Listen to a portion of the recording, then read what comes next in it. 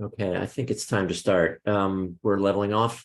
My name is Timmons Roberts. I'm a professor at Brown University in the United States, and I'm the director of the Climate Social Science Network.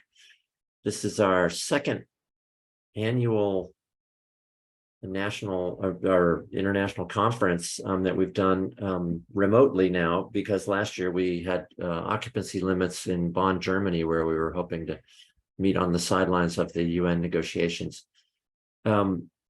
We have had two public sessions already, and we have this third one today, and this is our last one, which is a topic that I had not heard raised before. But the big question is, how is obstruction of climate action different in places where there are very strong state-owned enterprises and in countries where there's a strong dependence on fossil fuels? So I'm going to hand it over immediately to Haro van Asselt, who's our moderator. Haro is a professor of climate law and policy with the University of Eastern Finland Law School. He's a visiting research fellow with the Copernicus Institute of Sustainable Development at Utrecht University. And he's affiliated researcher with the Stockholm Environment Institute. He's everywhere. He's been a fantastic collaborator on some very exciting projects. And he was just the obvious person that we would want to moderate this. So Haro, thank you so much. And thanks to our panelists and everybody for coming, and for our backstage help from We and Goliath, our event firm. Thanks. All right. Thank you, Timmons, and welcome everyone. Good afternoon, good morning, good evening, wherever you are. Thanks also for introducing me, Timmons, so I don't have to do that. And it's very much my pleasure to today be hosting and moderating this exciting session on climate opposition by state-owned enterprises, or SOEs, and Petro-states. Now, much of the work from the Climate Social Science Network is focused on understanding the strategies of oil and gas companies in slowing down and obstructing global and national climate action. But while there's a lot of research on private companies, there's still only limited work on the role of state-owned enterprises, including national oil companies. At the same time, it's very clear that they matter from the perspective of climate action. Just looking up a recent paper today, I noticed that they're good for 7.5 gigatons of CO2 emissions annually, which is more than the United States. And this is not even including the scope 3 emissions. So this is just the direct emissions rather than the emissions from the burning of fossil fuels down the line by consumers. Moreover, according to the IMF, the assets of SOEs are worth $45 trillion, which is a little less than half of global GDP. So it's very clear that SOEs matter. And it's therefore also important that this network, so the CSSN network, steps up research on the role of these actors. However, this can be challenging because the very nature of some of these SOEs can make them quite hard to research. I therefore think it's great that we have three excellent speakers who can offer us their insights today on their research on SOEs and the role in the energy transition in a number of different countries and regions. So first up, we'll have Faris Al-Sulayman, who is a research fellow at the King Faisal Center for Research and Islamic Studies in Riyadh in Saudi Arabia. He's also a PhD candidate at the London School of Economics and Political Sciences. And he's also an expert on energy transitions in Arab Gulf states. Then next, we'll hear from Ellie Martus, who is a lecturer in public policy at Griffith University in Australia. And she is an expert on the politics of climate obstruction in Russia. And last but not least, we have Nicolas Lippolis, who is a PhD candidate with Oxford University and will soon be a postdoc researcher at the Columbia Climate School. And he's an expert on the role of Chinese SOEs in Africa and Latin America. Now, before we get started, just a few household remarks. If you have any questions, and I already saw the first question in the chat, that's absolutely fine. You can submit your questions in the chat, or later on, if you want to raise your hand and ask for the floor, that's also possible. But we'll start with a number of questions between me and our speakers.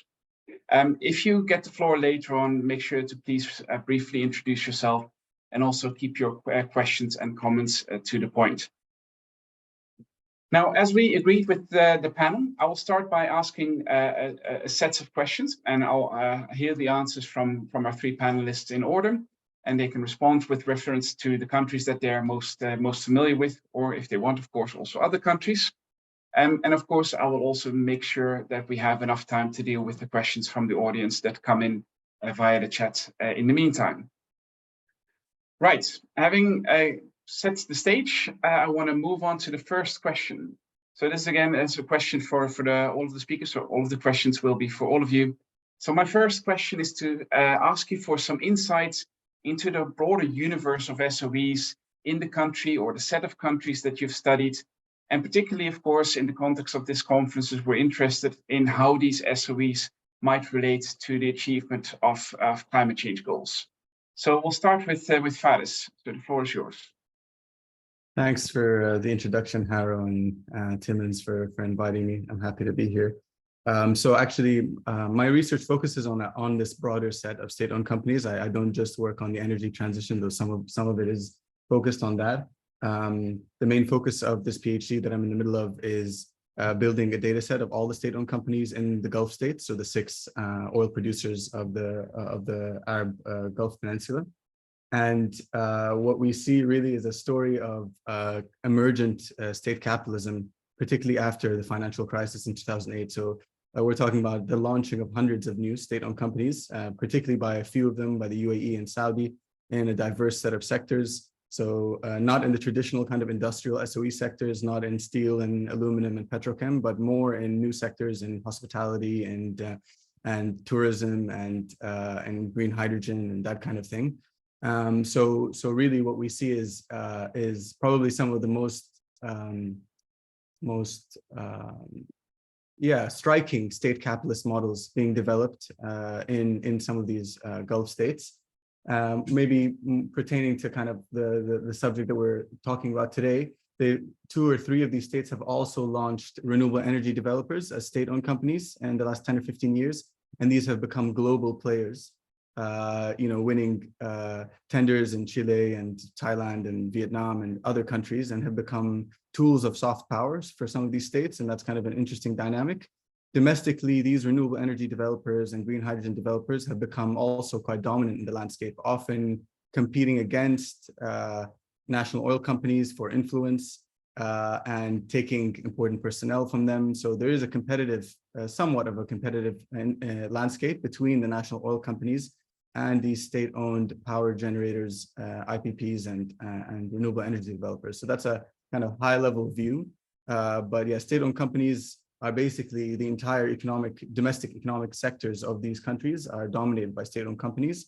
And so it's kind of it's a question really about the political economy of the whole country, not just one type of company when you're thinking about these Gulf states.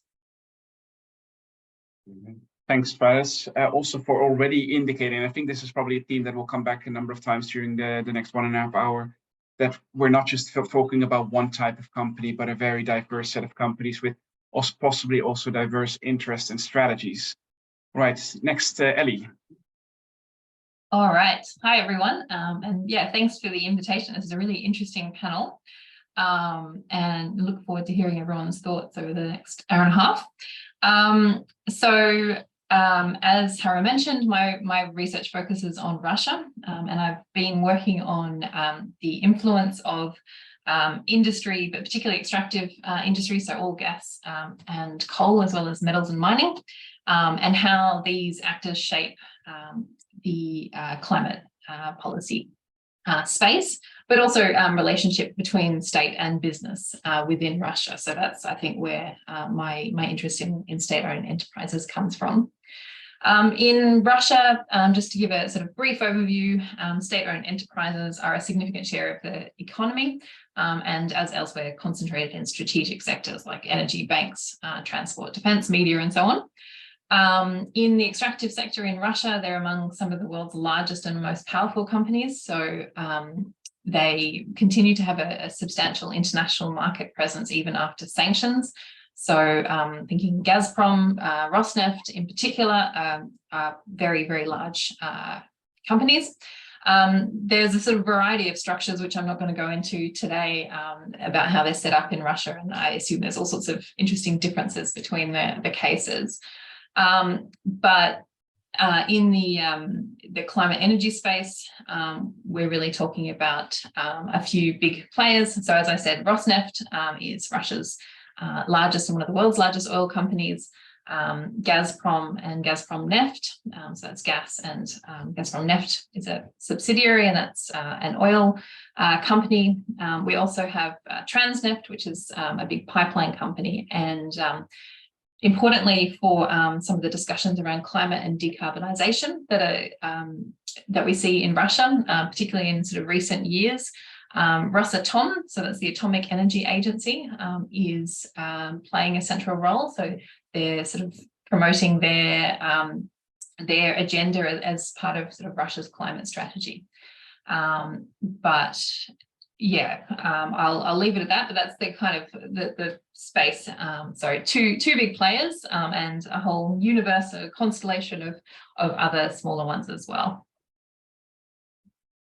Thanks, Ellie, for laying out the land in the context of Russia. And I'm sure we'll get back to some of these players that you're talking about in further questions as well.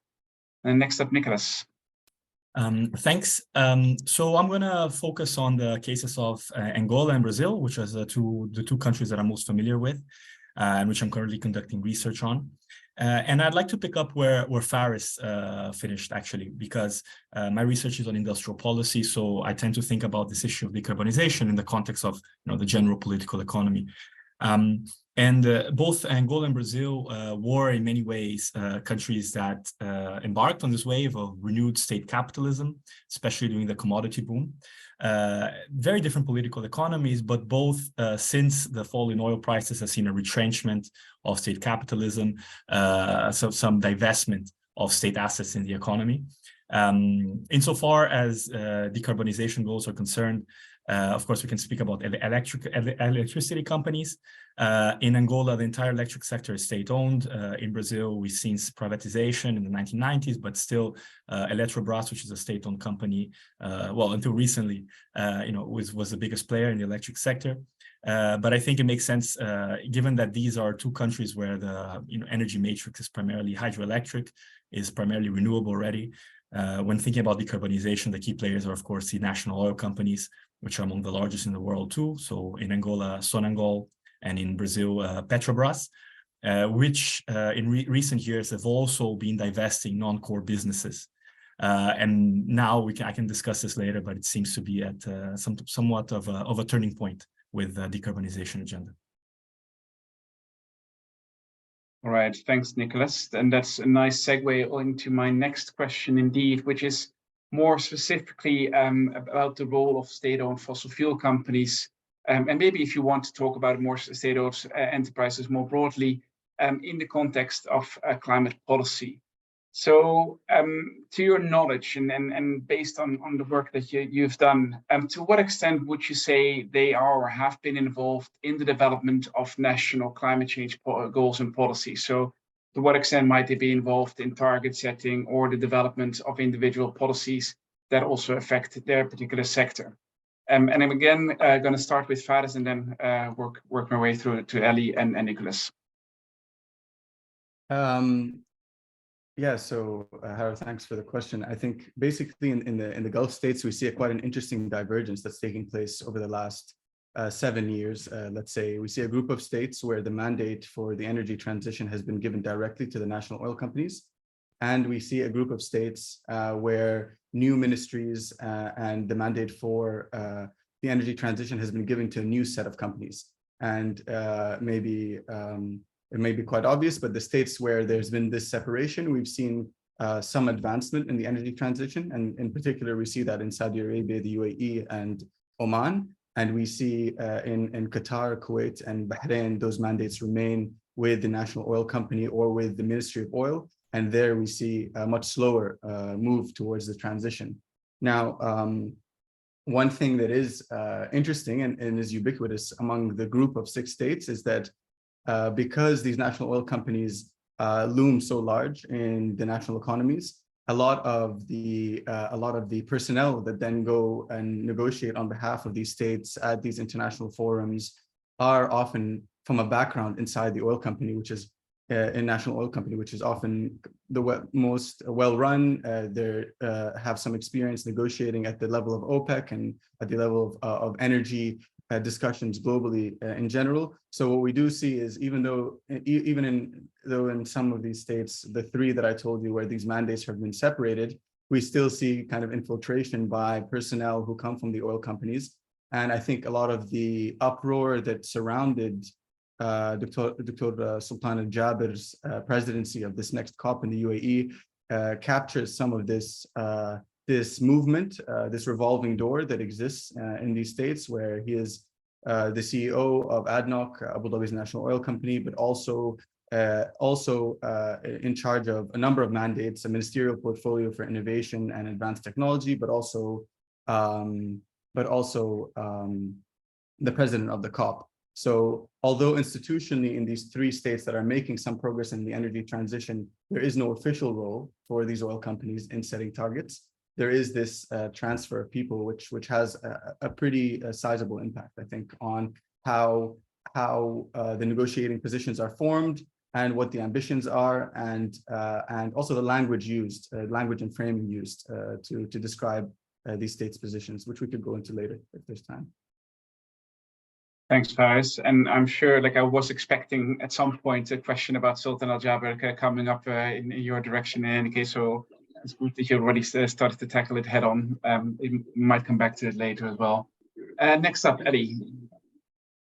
Okay. So as I said earlier, my interest is really has sort of come from industry influence generally. So I find it really interesting to compare sort of the sectoral differences that we see.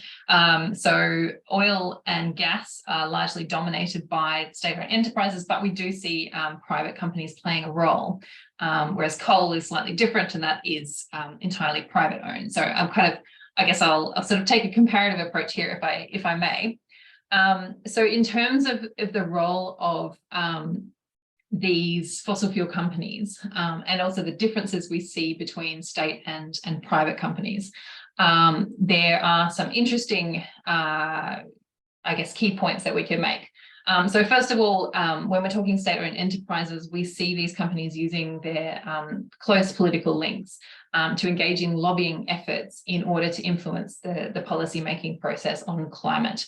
And within their particular sectors as well.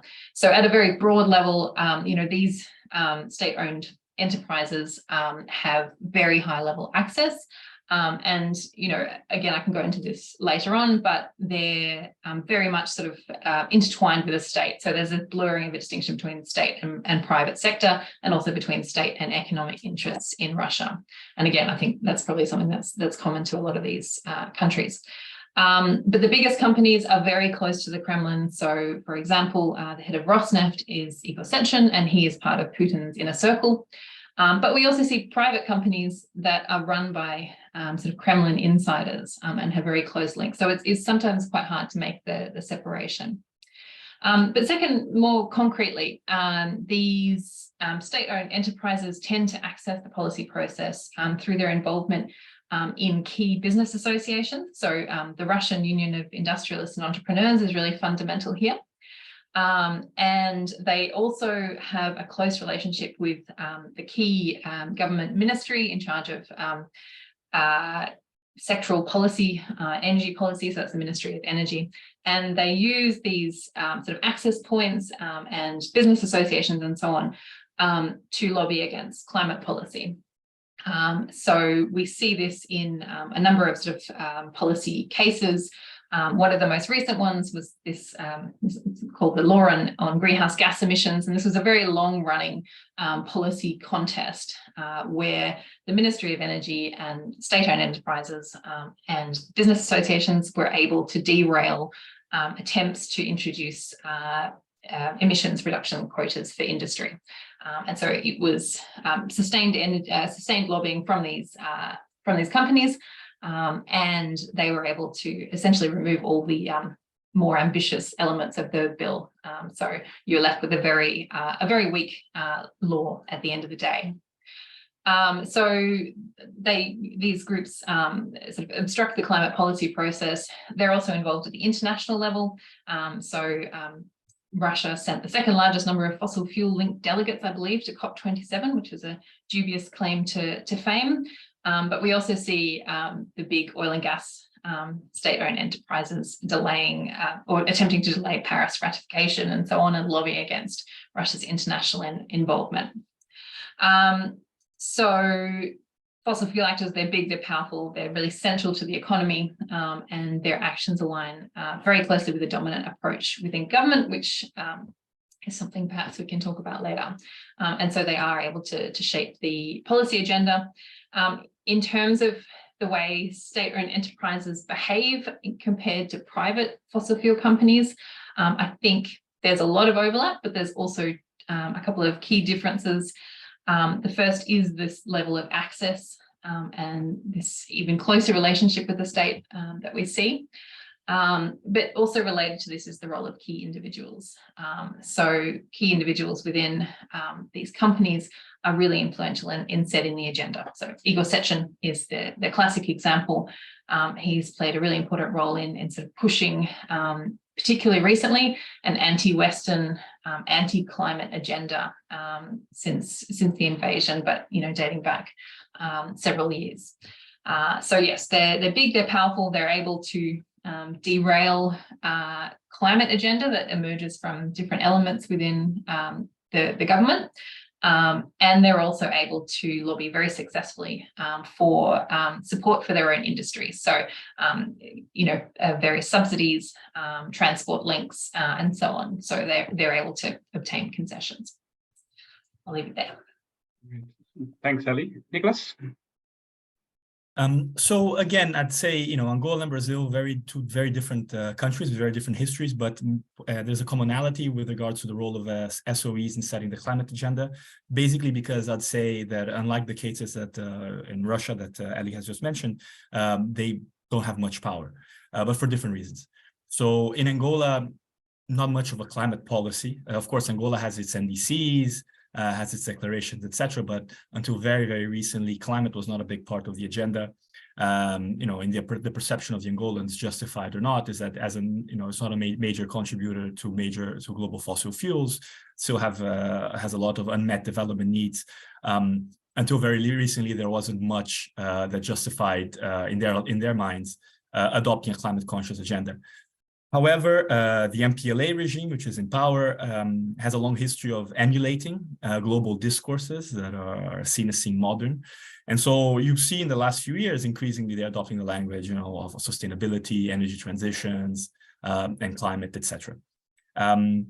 Sonangol is the linchpin of the system. It is what allows Angola, which is entirely dependent on oil and diamonds, but predominantly oil, to survive, and the regime to keep its stability and buy popular acquiescence. However, the Sonangol was set up from the 1970s when it was set up. It was entirely under the control of the presidency, and so it is the presidency. And over the decades of the regime, the presidency built a system around Sonangol, but the ultimate arbiter of everything is the president. There was a presidential change in 2017 from Dos Santos to Lourenço. Nonetheless, presidential power was maintained. And so when setting climate goals, although there are interests tied to Sonangol, especially a lot of elite interests, because Sonangol, through its involvement in oil, but it also in other sectors of the economy, not only is a linchpin of the state, but also of elite interests that are tied to the state, right? So there might be interests tied to other businesses, but the presidency, so especially in the past few years, it's been able to cut back on many of these interests. Now there's talk, so a lot of there's been divestment from non-core businesses. Now there's talk of privatization of Sonangol. We'll see how that proceeds. But when setting climate goals, it's probably the presidency. There's not much research on climate politics in Angola. There's not much research on Angola in general because of the difficulties of access to it, which we can discuss later. But when setting climate policy, it's the presidency, Ministry of Foreign Affairs, but it's not a big part of the agenda. Brazil, of course, very different, very active civil society, very big participant in environmental debates, at least until the Bolsonaro government. But nonetheless, Petrobras doesn't appear as an independent power center. It was created under, as a means of furthering state goals. Doesn't have a big history of popular mobilization around it. And so the presidency, again, is paramount in Brazil's system. They have the power of appointing large chunks of the civil service. And so it doesn't appear as if, the CEO of Petrobras is also always a presidential appointee. As unlike the cases that we're discussing, Brazil is a functioning democracy, so we have alternation of power. And so you don't see Petrobras impinging very much in setting climate goals, which is, the presidency, Ministry of Environment, or other agencies that are involved in this, and Parliament, of course. And I think it's important to mention that now Petrobras, its lack of power is demonstrated by, the decision in the past few weeks of stopping its prospecting in the mouth of the Amazon, right? And that is a big shock to Petrobras, because environmental regulation agencies stopped it from prospecting there. And so that really shows how Petrobras is not all that powerful in setting the climate agenda in Brazil. Thanks, Nicolas. And I think we're starting to see some nice differences as well, which allow for also a nice comparative discussion. Again, it's not all powerful SOEs determining the climate policy of a country. It very much depends on the country itself. So I want to pick up another theme related to climate change and SOEs. And as you know, and especially anyone who's been working in the CSSN network has been very familiar with, is that private and particularly publicly traded fossil fuel companies are facing tremendous pressure from both consumers, from customers, from NGOs, also from shareholders to take climate action. Now, of course, the question is, to what extent can we see any movement in this direction also for SOEs in the countries that you're very familiar with? When do they face pressure, if they do face pressure? And when ultimately, if ever, is the pressure potentially influential also in changing their actions?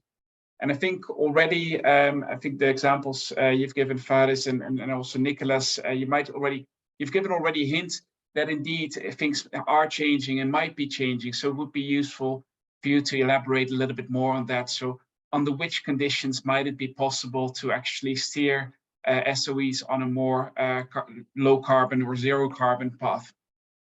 Faris, again, you can go first.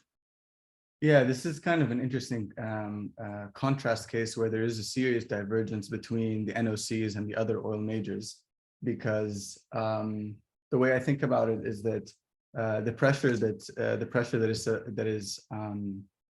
is pointed at these oil majors, when we compare the same kind of pressures that are applied on these NOCs, they're really applied at the state level, at the holding level, if you will, at the sovereign wealth funds and the holding companies that own these assets. And despite the fact that in the case of Saudi with Aramco and in ADNOC, we have public listings in the last few years, so they have become public companies for the first time ever. Actually, what we see is that there's, in the domestic political economy, there's very little pressure. What the state has done is establish companies outside of the perimeter of these national oil companies that are then tasked with developing renewable energy projects, both domestically, regionally, and internationally.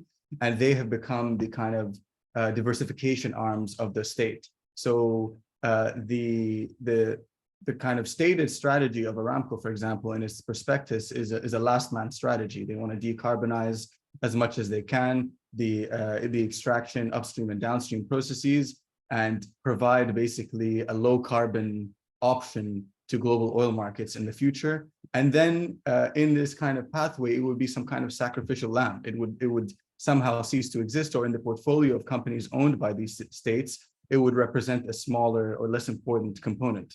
And I think it can do that because it's completely subordinate in the institutional framework and political system to the state and to the state leadership. So it does not have any autonomy, although maybe these national oil companies are relatively more powerful than the other SOEs in the landscape because they're older and do generate much higher revenues, but they are still definitively subordinate to the state.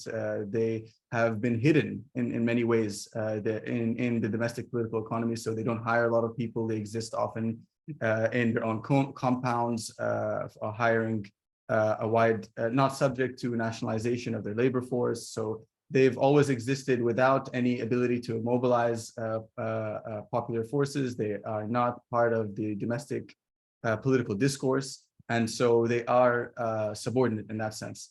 So just to say that I don't think that they're subjected to pressure both domestically, internationally they are, but they are not, they don't live or die by international pressure. And you can see them sustaining that for, I think, a very long time, and they will continue to do that for some time. The interesting dynamic happens is, might arise in kind of the 10, 15-year time frame if Aramco is in fact the last man standing, if they're producing 13, 15 million barrels a day, and that represents a much higher proportion of the global oil market. What will that do to the reputation of these states? And I think that's something that has not really been considered beyond, the scope 2, scope 3 debate that's been happening about whether they can decarbonize. So I think there are some implications of this strategy that are not really well understood, but they're 10 or 15 years down the line. Right. And you already started to hint about, okay, these might not be factors that change the behavior, but there might be other factors that will change or that could change the behavior. That's maybe something if we have time, I want to return to later as well. But first, Ellie, on Russia. Okay, so yeah, it's an interesting question about pressure and potential for change along a sort of more low carbon path. I think I have probably quite a pessimistic view there. Within Russia, I think first and foremost, it's important to emphasize that there's very little pressure coming from the government to adopt a more ambitious approach to climate decarbonization and so on. And state-owned enterprises, by their nature, are more likely to adhere to the government line. They take their direction from the state. So I think that kind of pressure is not there in Russia. So limited domestic policy framework, limited obligations on companies to sort of address emissions and so on. And within energy strategy and energy policy more broadly, there's no call to reduce oil, gas, or coal dependence. In fact, quite the opposite in most cases.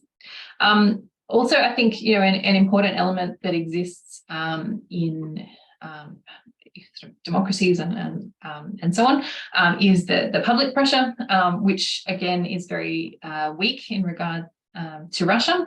So we've got relatively low levels of public attention on the issue of climate change. We have NGOs being increasingly marginalized, particularly in the last few years, including those that work in the climate space. And also media obstruction, because I think that's quite an important element of the climate obstruction thing. So the Russian media amplifying the denialist argument and sort of this discourse around and skepticism being really prominent. So I think internally within Russia, no real sort of sources of pressure, but the picture changes slightly when you look at sort of the external types of pressure. And in some of the work that I've done looking at different sectors, what I've found, particularly in relation to coal, metals and mining and so on, is that at least private companies are more likely to take a proactive approach in terms of things like lobbying for the government to support the Paris Agreement or for clearer GHG mitigation regulations and so on. For two reasons. The first is reputation. So the companies that are most involved in efforts to sort of reduce emissions and so on have minority foreign shareholders or foreign stock exchange listings, and companies that operate in countries that have more advanced climate policies are certainly more likely to be concerned with their image and try and generate this positive PR. So we do see this in the oil sector. However, it's primarily around private company Lukoil rather than Rosneft or Gazpromneft. So Lukoil has a large international presence. It's keen to be seen as a good corporate citizen and so on. They have an interest in renewables and so on, but we don't see that with the state-owned enterprises to the same degree. So not sort of as concerned with reputation. The second reason I think that we see a source of external pressure and companies pushing for more proactive climate approaches is an awareness to the risks to their business and the extent to which their sort of business model, I guess, is likely to be affected by climate change. but also national and international climate policy developments. And this appears to be sectoral in nature. So when we're talking about oil and gas, I think it doesn't necessarily apply. When we're talking about metals and mining, we see some of the larger diversified companies able to adapt to changing circumstances. So they can shift into critical minerals and so on, and they can really embrace the decarbonisation agenda. But with oil, this doesn't exist in the same way. Gazprom, I would say, has been quite active, though, and that suggests a potential source of pressure, sort of from the global energy transition context. And they, up until relatively recently anyway, were expressing a great deal of interest in hydrogen projects and suggesting potential for sort of diversification and so on. And this is designed to promote gas as a green alternative to oil. But beyond this, and specifically in relation to state-owned enterprises, there has been some elements of pressure in terms of reporting and transparency. So we see pressure from investors, and the presence in international markets can lead to big improvements in reporting and transparency around emissions, also other sort of environmental indicators and so on. So both Gazprom, Rosneft as the big players have embraced that, and we see a lot more sort of data and information. In theory, there was also the potential for external influence and the, I guess, embrace of a more climate aware position, to put it like that, through major Western partners. So both Rosneft and Gazprom had joint ventures with players like Exxon, BP, Shell. So there was always this kind of sense in the literature that perhaps these foreign shareholders and so on could use their leverage to improve governance structure and so on. But the evidence suggests that that never sort of played out. And also, we're not really talking about climate warriors, are we? So when Exxon, Shell, the pressure is not necessarily likely to be particularly strong. But I think this potential influence has now presumably gone for the short to medium term.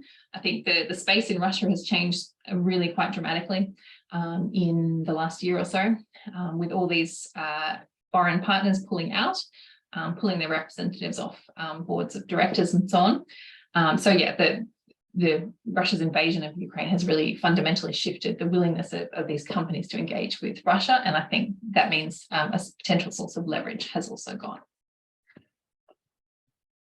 Right.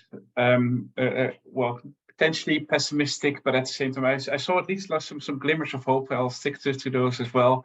But we'll get back to how things can be changed internally in Russia. Nicolas, up next. Thanks. So I think when we compare the role of external pressures on NOCs in Angola and Brazil, I think there's two main variables that we have to look at, and it is the sources of financing of each national oil company, but also the role of domestic agendas, political agendas, right? So here we have on the first variable, because we have similar outcomes, but I'd say they're driven by very different processes. So both Sonangol and Petrobras have adopted the global discourse of becoming an energy company and investing in renewable energies, etc. The sources of these are likely to be very different. Petrobras is an internationally listed company traded in international stock markets. Sonangol is not even traded in the domestic Angolan stock market. There are plans to privatize to at least some minority shares in Sonangol to become similar to Saudi Aramco, etc. It's unlikely that the Angolan stock market will exert much pressure for decarbonization, and we'll see if that's actually going to happen, right? Nonetheless, Sonangol, especially, Sonangol operates primarily through partnerships with international oil companies, and they are likely to exert. We don't know what happens in the black box of the relationship between the two, but maybe there is some pressure to adopt some more environmental discourse.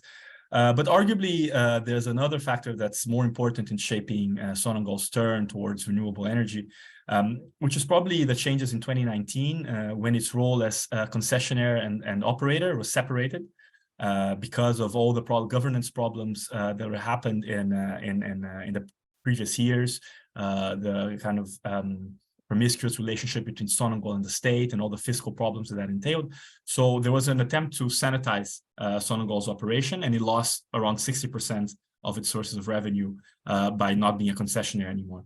And so what happens is that Sonangol, also in 2020, with the low oil prices, had a big crisis in its accounts, and it's probably searching for new sources of revenue.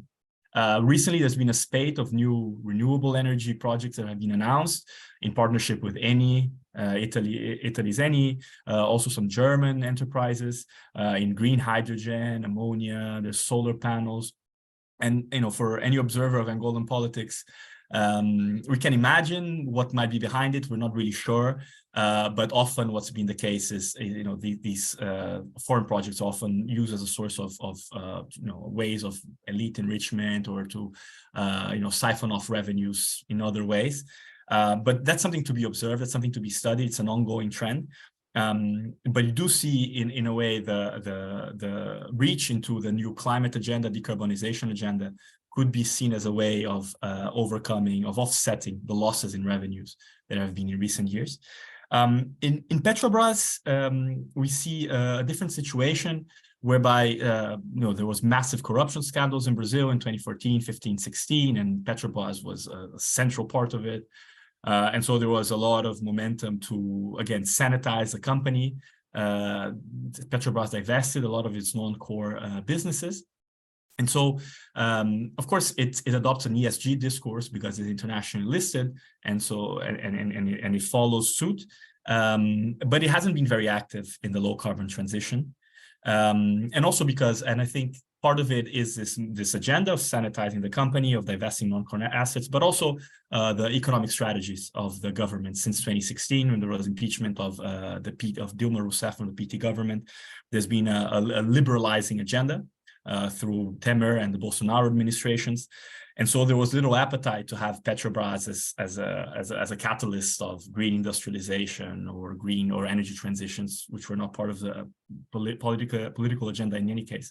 So now the current administration, the current CEO, they're keen, and Lula, they're keen on using Petrobras as an instrument for low carbon transitions in Brazil. And so arguably, I'd say that the political agenda of the government is a bigger force in shaping its climate commitments than the ESG frameworks of international investors. All right, thanks all. I just want to go slightly to a slightly different question. Hopefully, you can respond to that, and if not, feel free to pass it on. Triggered, I think, both by Ellie and Nicolas, but also with some of my own work related to fossil fuel production, and that's related to transparency. And what I would like to know, any thoughts from you, is to what extent do you see a move towards greater transparency with regard to the activities of SOEs? And in a way, what my own work has been most interested in is like the fossil fuel production plans, and maybe also disclosure of climate risks. So that might be very specific, but maybe more generally, to what extent do you see a shift and maybe pressure for greater transparency? Because that might also then enable other factors to come into play to try and change the activities of SOE. So again, Faris, I'll start with you.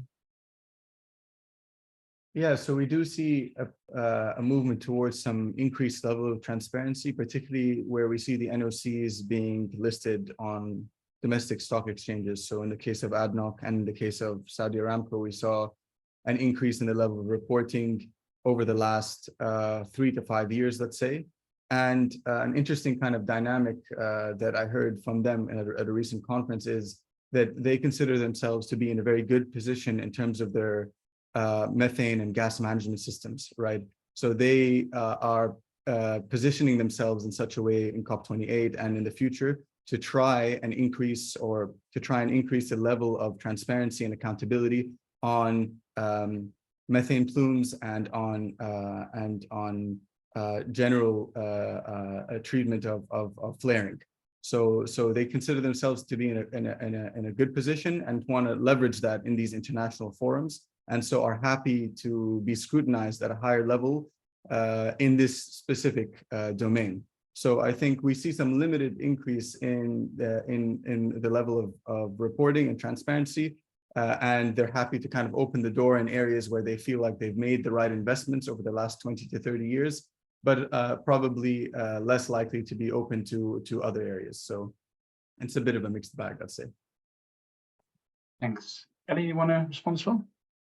Yeah, sure. Yeah, look, I think there's been interesting changes in this, as I was saying earlier, in this space in Russia as well. So yes, I think there has been a greater push towards greater transparency. That's prompted by a number of things. So there's been sort of developments in the policy space, the domestic policy space around the requirements for companies. So you know, the obligations that companies have to report emissions and so on. That's something that's changed recently, and various other elements, energy efficiency and so on. As I mentioned earlier as well, there's also pressure from investors and their presence in international markets leads to improvements in reporting and transparency. So both Gazprom and Rosneft report and produce are relatively open about the information they provide. There's differences between the two as well if we compare them.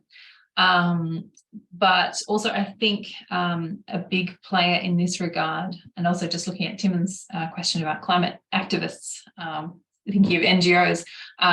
So NGOs have played a big role in pushing this as well. So WWF initiated an environmental transparency rating of oil and gas companies in Russia, and that was really quite significant. So they were able to, standardize it, make it public, and I think that sort of encouraged the conversation around, what should be reported and how and what the implications are in Russia. All right, thanks. Nicolas?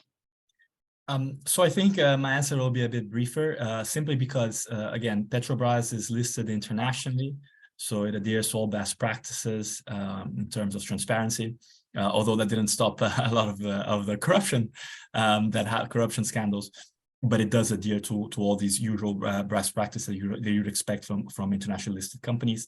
Sonangol, of course, is almost the exact opposite. However, there have been improvements in transparency in recent years, but that usually, that has been the case as in the past in the context of an IMF program. So between 2018 and to the end of 2021, Angola was undergoing an IMF program, and they usually have transparency requirements.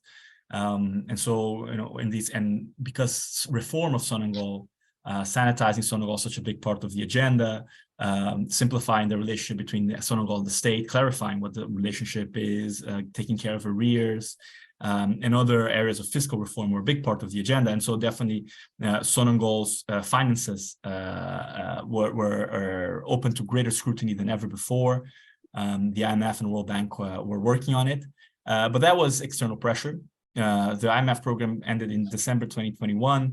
Last year was an election year, and all the kind of improvements, many of the improvements that you saw during the IMF program were undone in the election year. And it seems like you're seeing a return to some of the old practices. One caveat there is that with the willingness to privatize, at least rhetorically to privatize part of Sonangol, perhaps that can be, supporting greater transparency, and can also be an inroad for research, right? My experience of working on Angola is that whenever there's a privatization agenda, you see greater openness, and then things close once there's not much of that going on. So perhaps, when looking at the transparency of these companies, we need to contextualize them over time. Yeah. All right. I want to stay with the theme of transparency a little bit, but related more to your own work a bit more. and that is you as researchers. And I think lots of people, when they think about SOEs, they think, well, that's going to be challenging. That's a difficult topic to research.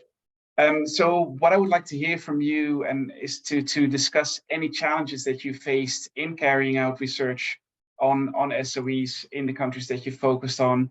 So what were the challenges that you faced, but also maybe also for other researchers that might be interested in looking at SOEs, what were the ways that you have overcome some of these challenges? So how have you addressed these challenges in your work, and maybe still what challenges remain after that? So Faris, go ahead. Yeah, I have two sets of thoughts on this topic. The first is that I'll start with a positive one, and that's that in this kind of database of SOEs that I've been building over the last two years using Orbis, the Bureau van Dijk tool, and also relationships that I've developed at these holding companies in the 6 Gulf states. I have frequently thought that this research couldn't have been done like 5 or 7 years ago. So the amount of data that's privately and publicly available now has increased substantially. Having said that, considering how large these SOEs and these sovereign wealth funds loom in the domestic economies of these states, there is very little information available. So there is some diversity in that. There are some sovereign wealth funds, the smaller ones in particular. In Bahrain, you have Mumtalakat, and in the UAE, some of them do have kind of an annual, the holding companies and the sovereign wealth funds have annual reports which have high level information, which is generally not audited. But for in the case of Saudi Arabia, for example, where you have a growth of 70 or 80 new companies just in the last 3 to 4 years, new state-owned companies, we really have very little information on how much money they're spending, which industries they plan on entering and exiting, and that sort of thing. This also includes international investments that are made by these funds, which we hear headlines in Bloomberg and international press sometimes, but there's very scarce or scant reporting on this. So two things: probably more research can be done than was done a few years ago. A lot of these digital resources are quite useful, but still, it's a lot of these companies are black boxes, and what we can get is kind of high-level information about which industries they're in, maybe sometimes some employment information, but very rarely financial or climate reporting. Thanks, Faris. Ellie. Okay. Yes, so as a general rule, it's very difficult to access SOEs in Russia. In terms of conducting interviews and so on, it is very difficult. There's quite a large literature that talks about the challenges. Some people have been able to do it more successfully than others. I think it depends on which SOEs you're talking about. In the oil and gas space, it's very challenging. I'm a qualitative researcher, and I background in public policy, and so there are some, I guess, gateways there. So corporate reporting, as I said just earlier, has increased. So we're getting a lot more information about at least how companies want to project themselves. So I know there are all sorts of flaws with relying on that kind of material, but it gives you a really good sense about the image that they want to project, and the way that they see and interpret things like climate change, climate risk, and so on. So there is really valuable information there coming from the companies themselves. Up until relatively recently, Russia was also quite open, which I think many people find quite surprising in terms of the amount of publicly available policy material. So you could get a very good sense of some of the policy debates that were going on in public, at least, from this material. At the moment, though, this is all changed, and conducting research on Russia has become dramatically different. So you're seeing websites blocked, data and documents not being uploaded, and also one of the crucial pieces of ways of getting sort of access and information was through contact with NGOs working in the environment and climate space, and that now has become challenging to the point of being impossible. So there are some things that are still there, and the situation may change, but yeah, there are new challenges that have emerged. Yeah, beyond the existing challenges that may have already existed. But yeah, thanks for explaining, Nicolas. So Angola has been historically a very, very closed country.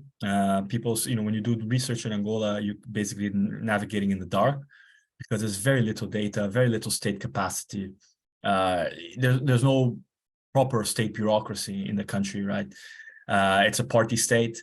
There's a culture of secrecy that was developed through the long civil war that lasted 27 years. So this combination of poor state capacity, culture of secrecy, and also large amounts of corruption, which disincentivize much the transparency, really get in the way of getting documentary sources and data. Data in particular is lacking, like quantitative data. As Ellie said, it's qualitative research is the only way around it. Senegal is a particularly sensitive topic, of course, because it's the lifeline of the regime. I think in terms of strategies for getting around it, as I mentioned in my previous answer, you had to take advantage of emerging opportunities. Again, there's periodic cycles of recourse to the IMF and the World Bank, more recently the World Bank. Right now, we see an opening just because of dwindling oil production in Angola. So over time, Angola is going to get extinct as an oil producer. You see falling production, and so that has incentivized the regime to be a little bit more open and search for other sources of financing. And once you turn to the international institutions, there's a greater tendency to be transparent. So you have seen improvements in the past few years. The current president, when he came in 2017, came with an opening agenda, with a reformist agenda. And especially in the early years, when I was conducting research on factories owned by Senegal, there was a lot of openness, actually, and it was a much changed environment. Right now, the regime is closing. The last elections were a big challenge. The MPLA barely won. And so there's a tendency for, and now that the IMF is gone, there's a tendency for information to be less available. And so I guess, it's opportunism. You have to be opportunistic, especially through these foreign partnerships. And then you have to cultivate the local knowledge, the people who have access to these companies. Of course, Brazil, a different situation, abundance of data, democracy, everything is in the public domain. So it's a very different setting to conduct this kind of research. All right, thanks for explaining that all. I have one more question, and then we'll turn it to the questions that we're already seeing in the chat. And so the last question that I have for you is maybe if you could say something more about the strategies that SOEs are pursuing, the SOEs that are pursuing in the face of climate change. Now, of course, with private companies, we're increasingly seeing net zero strategies, net zero planning. We're seeing potentially 1.5 degrees aligned work. Is any of this also trickling down or trickling through to SOEs? Do we see any discussions about how to turn our company or how to turn a particular SOEs into a net zero company? So anything that you can describe for the countries and the companies that that will be helpful. So again, starting with you, Faris. Well, maybe it's helpful to just give kind of a broader political context for the region, just before I kind of speak about that exact point, which is that in the Gulf states, we've seen a turn towards authoritarianism, particularly in the years after the Arab Spring. So in that context, the climate discourse has been a very much state-led process. And so maybe we can split the SOEs into 2 or 3 groups. We have the national oil companies, which we've commented on before. And generally, even when compared with the oil majors, they tend to be doing decarbonization insofar as their oil production is concerned in Scope 2 stuff, but they're not the same companies that are developing renewable energy. And if they have been given that mandate, they're doing it quite poorly in the countries that do have that. Then there's another group of companies which are have been tasked with the energy transition. So these include companies like Masdar in the UAE, which is owned by Mubadala, and Aqua Power, which is one of the biggest companies in the region now, which is the Saudi renewable energy developer and IPP. And they are kind of soft power tools on the global stage for these states when they go and compete in tenders globally. And they're also tasked with becoming national champions in this kind of diversification strategy of the state away from oil. So these states, these companies are playing an important role. They're playing an important role in the climate discourse and probably not just setting those targets, but also making sure that those targets are ambitious, and then making sure that the machinery of the state is moving towards achieving those targets. And then we have a whole set of other SOEs that are unrelated to energy. And I would say that climate discourse is mostly absent in their identity and also how they portray themselves. So if we're talking about SOEs that are involved in construction, for example, or in real estate development, really you see very scant reference to ESG and kind of the climate discourse, with the exception of one or two of them which are publicly listed in Saudi or in the UAE, and then you'll see some language used in these annual reports, but by and large, not so much. So you see a kind of the strategies are a little bit different depending on which SOEs we're talking about, but that's a kind of high-level picture. All right, thanks, Faris. Ellie. Okay, well, I've talked a bit about so the strategies in terms of their lobbying efforts around climate obstruction and trying to derail sort of attempts to sort of enhance the climate agenda. So I won't go over that again, and also sort of their strategies around lobbying for greater support for their particular industry. And working through business associations. I guess one of the key things that I mentioned right at the beginning was the role of nuclear power. So that's become a central tenet of Russia's climate agenda. So it sort of centers around, so Russia's climate policy is built around the idea of Russia's forests absorbing carbon dioxide, but also some of the technological solutions that Russia can come up with. So Rosatom, which is the state at the SOE that exports nuclear reactors around the world, is very ambitious, and that has become a really interesting element of the climate policy agenda. And so Rosatom has been sort of actively lobbying, and we see sort of ideas around sort of Russia's role in nuclear power being incorporated into sort of climate policy documents in recent years. So that's perhaps one of the sort of slightly different away from oil and gas, but one of the strategies adopted by SOEs in the energy space. I guess the other thing that we see a lot is some of the discursive strategies around climate obstruction that I think are worth mentioning as well. So SOEs in oil and gas engaging with these kind of dominant narratives to try and shape public discussions and policy discussions around climate change. And these narratives really underpin the kind of climate obstruction. And I think that's a sort of really core strategy that they adopt in the face of climate change and the climate agenda. So I have a paper co-authored with Mariana Poborezhskaya that we hope will be out soon.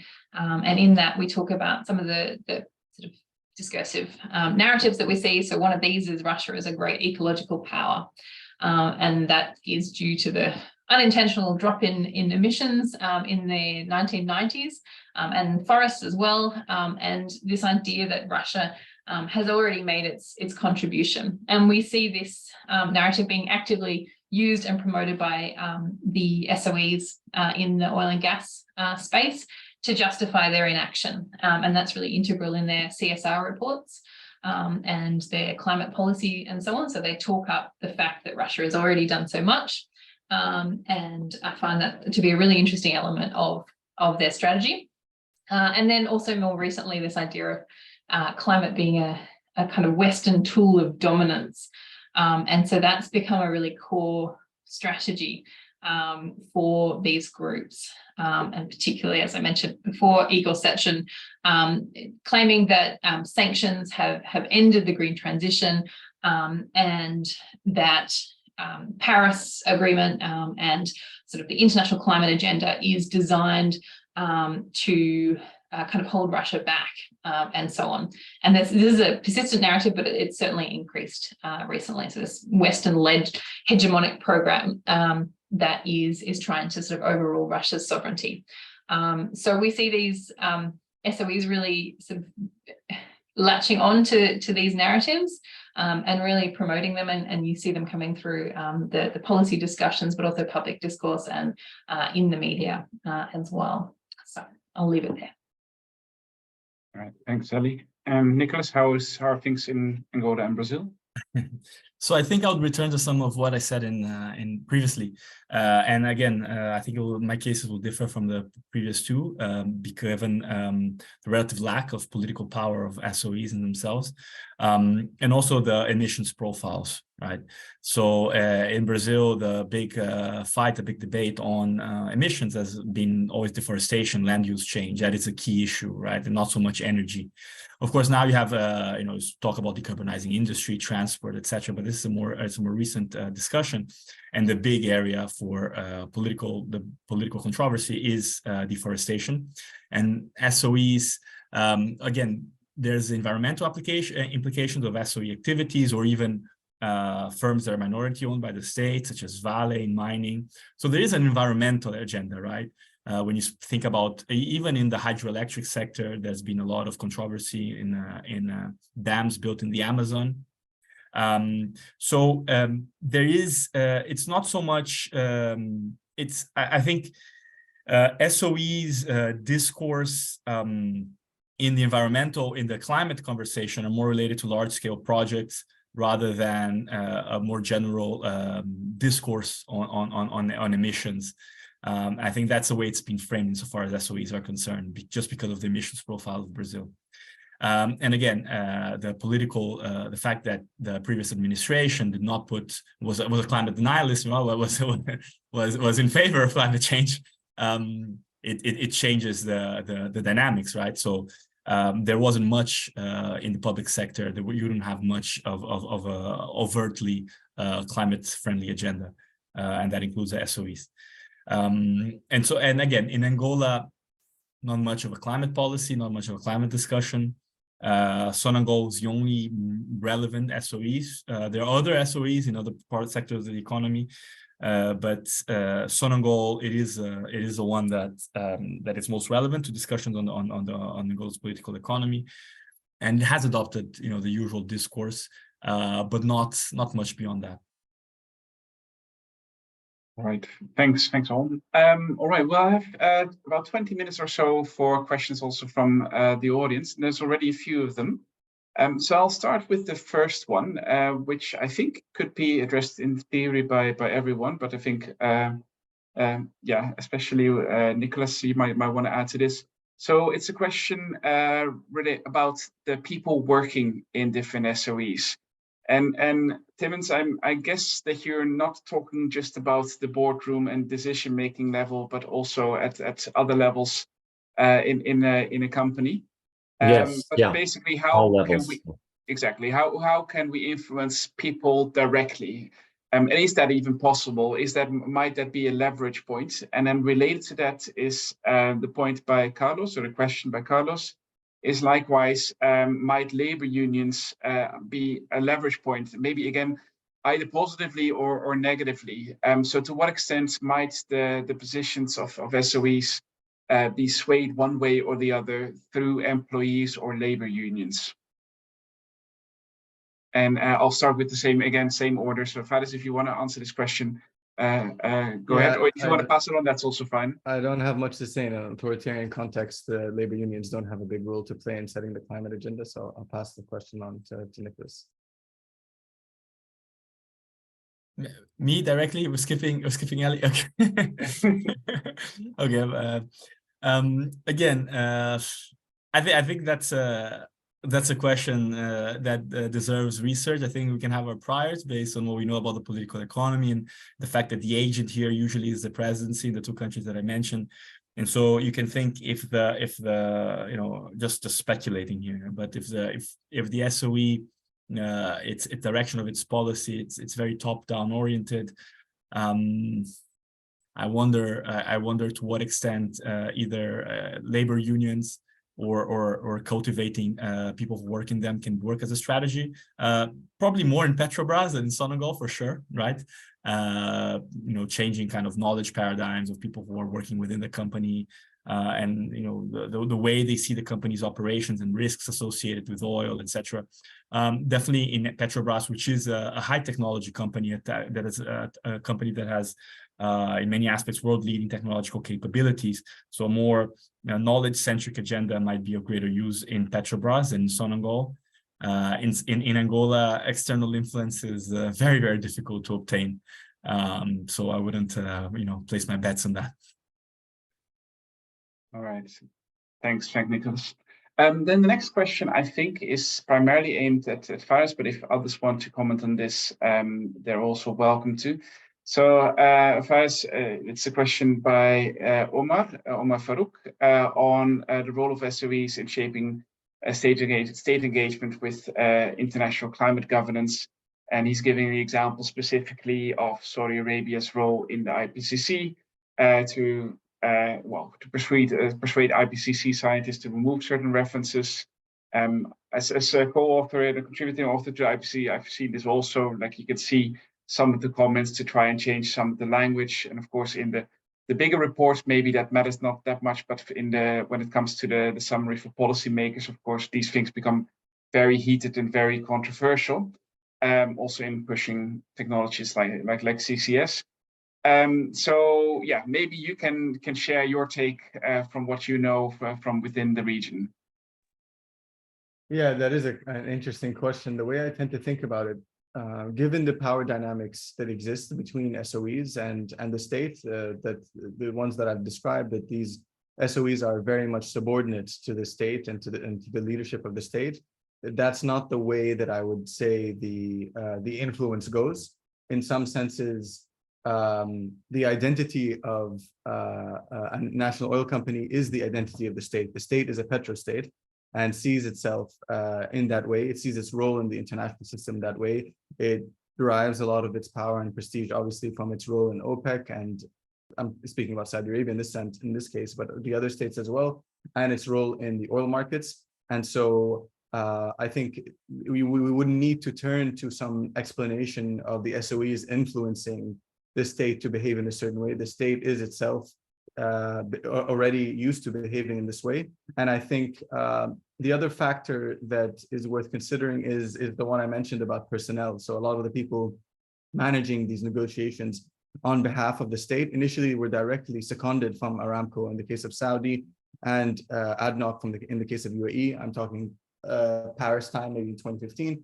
Now there's been a bit of transition. There's a bit more autonomy of those people. They brought in some people who are not from an oil and gas background, but by and large, the people negotiating on behalf of the state are people who were senior in Aramco or senior in the energy ministry, and those are oil and gas people. And so they naturally see the opportunities, the economic opportunities that are likely to be found for these states in carbon capture and storage, and in hydrogen, which also they envisage will have a lot of overlap in terms of infrastructure and capabilities with LNG and other oil and gas project types. So I think in both those cases, in the case particularly I think of Saudi and the UAE, that's how I see the landscape.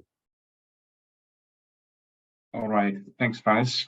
Anyone else wants to add on that, or Ellie? I'll just really briefly say, look, yeah, the mutually dependent and very blurred boundaries between sort of state and state-owned enterprises and so on means that, yeah, I think it's hard to sort of distinguish sometimes.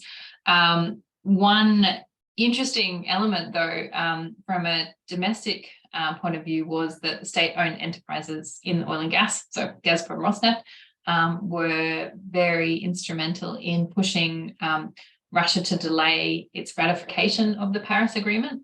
So they kind of exert influence at a domestic level. On a sort of related note, so Russia signed the Paris Agreement, but then delayed the decision on ratification because of this really strong opposition from oil and gas majors.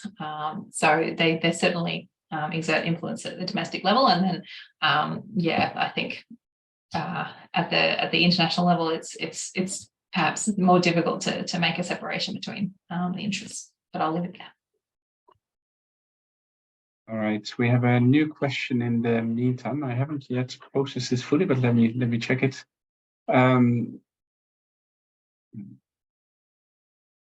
So it's about the plastics negotiations, like this negotiations ongoing right now on a forthcoming plastics treaty. And Steph noticed coordinated efforts by Brazil, Saudi Arabia, and Russia to delay the negotiations or weaken the text and weaken the substance of the future treaty. So I guess maybe the question here is, for those of you who have also studied specifically fossil fuel companies, whether there has been a turn to discussing plastics and petrochemical production as part of the diversification. So I guess, Faris, you might be able to answer that to some extent, maybe the others as well. Yeah, so we have some interesting dynamics in this space playing out. I'll take the case of Saudi to start with. Initially, we had the petrochem giant in SABIC, which is a global petrochem player and plastics player, which was separate from the state-owned oil company, Aramco. But because of kind of pretty complex events taking place in the domestic political economy, Aramco was forced to acquire SABIC in a huge deal in the last 3-4 years. And so SABIC's ability to plot its own path has been diminished, let's say, in the last few years. So I'll just say that definitely petrochem is an important part of the diversification strategies of all the 6 states, particularly of the ones that are laggards, that are in kind of diversification terms. So if you look at Kuwait, for example, which doesn't really have a broad diversification strategy outside of petrochem. Petrochem is central, right? There's 6 or 8 companies that work in the space. They're playing an increasingly important role in the economy. And some of the kind of more, let's say, economically ambitious states in the UAE and Saudi, you see petrochem forming a single part of a broader strategy. But on the role that they've been playing in international negotiations and how what role they've been playing with regards to discussions on plastics, I'm not actually very familiar with the role, but it sounds like something that could be happening, but I can't comment specifically on that. All right, thanks, Faris. Ellie, Nicolas, do you want to add anything, or like plastics is too far away from my no area? Yeah, look, I don't know enough about it to comment, but I'm going to go and have a look. I don't know about the climate negotiations, but insofar petrochemicals are concerned, that was a big part of Petrobras' operation. There have been some divestment. They still keep some assets in those in petrochemicals, but there's been a lot of divestment from that. But I don't think that was seen as a way of diversifying, especially prior to 2016, as a way of diversifying against the risk of climate change, and more of seeing Petrobras as kind of an instrument to achieve Brazil's industrialization goals and kind of this developmentalist agenda that the PT, the Workers' Party, especially under Dilma Rousseff, the developmentalist agenda that the government had. So yeah, I'm not sure how this will impact climate negotiations, but it doesn't seem, new investments in plastics and petrochemicals. I don't think that's is going to be happening. It's a big part of Petrobras' current thinking. All right, thanks, Nicolas. Right, I got the 5-minute warning because I think Timmins wants to also wrap up the session entirely. But let me maybe ask one closing question for all of you, and I'll keep it incredibly general. So take it in whichever direction you wanted to take it. But if you have one takeaway message that you want to give people when it comes to the role of SOEs in decarbonization, what would it be? And then maybe also very briefly, if you have one research priority for those of us who are interested in researching SOEs in the context of climate change, again, what would that be? So I know they're a big question, but hopefully you have something ready to go. And again, I'll start with you, Faris. So I'll start with the second question first. I think there is a lot of interest. There was this paper by Prague et al., an OECD paper that came out in 2019 that seemed to build on this idea that there were ways in which state capitalist economies were moving more rapidly in the energy transition than non-state capitalist economies. And so there's a group of us now at LSE and Tsinghua and at Princeton working together on a series of papers that are looking to understand under what conditions is state capitalism or an SOE environment useful for this kind of transition, both in the power sector, but more broadly. So I think this is a kind of an interesting and new area for research, and one that I'm interested in, because it seems like you do have very divergent cases.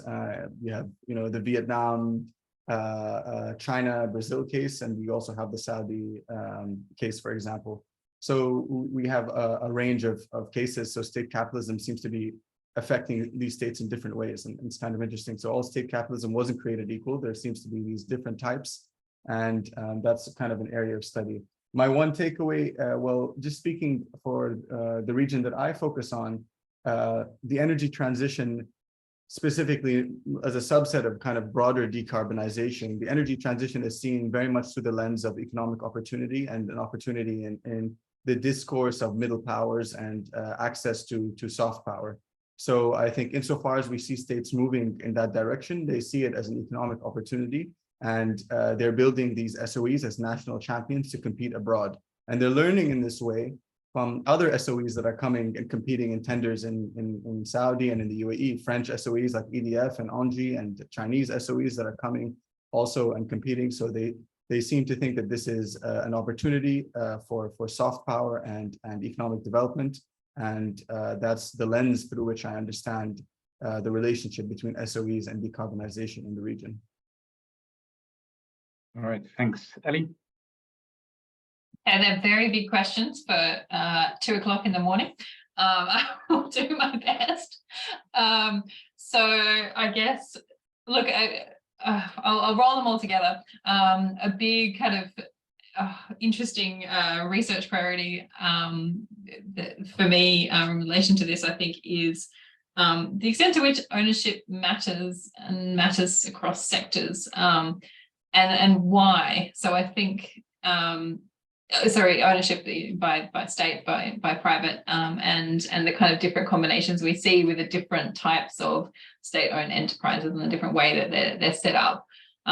So it probably matters. It seems like it should matter, but I think we need a better understanding of why ownership structures matter for shaping climate governance and strategies and so on.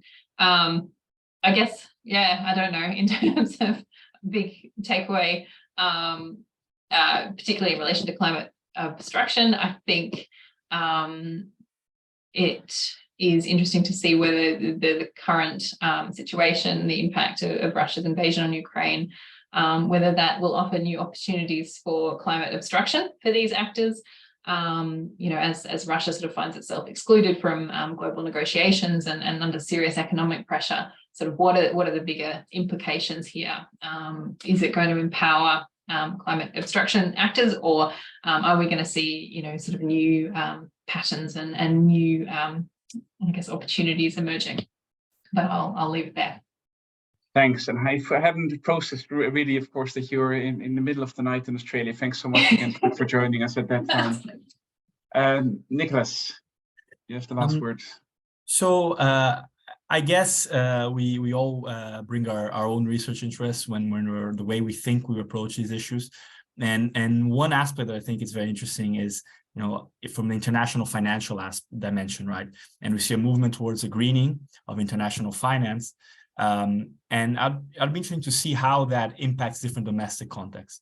And I covered the case of Senegal, which is a country that that is completely closed to international investment, or there's no shares traded or anything. And then on the other hand, you have the opposite extreme, like Petrobras, which is has its shares listed internationally.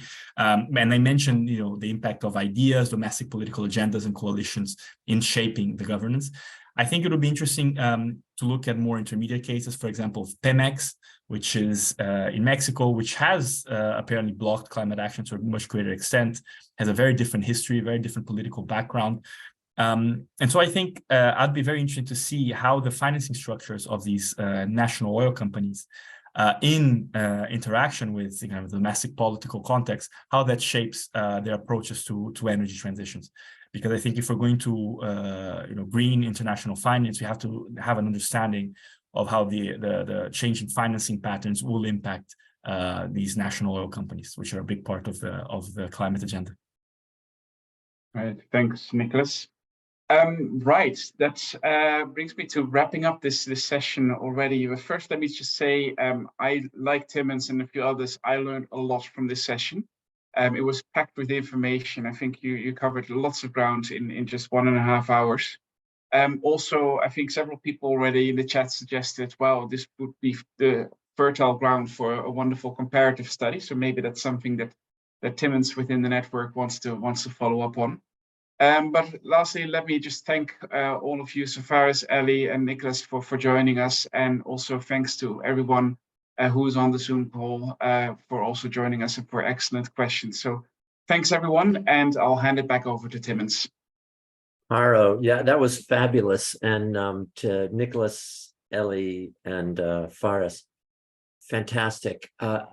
Again, the comparison is so rich. As you said, Faris, all state capitalism is not created equal. I need to see your articles. I mean, this is something I've been looking at for a long time, and it would be really useful to bring this sort of development theory, development research agenda into the climate understanding that, especially climate obstruction. We just don't have good understanding of this.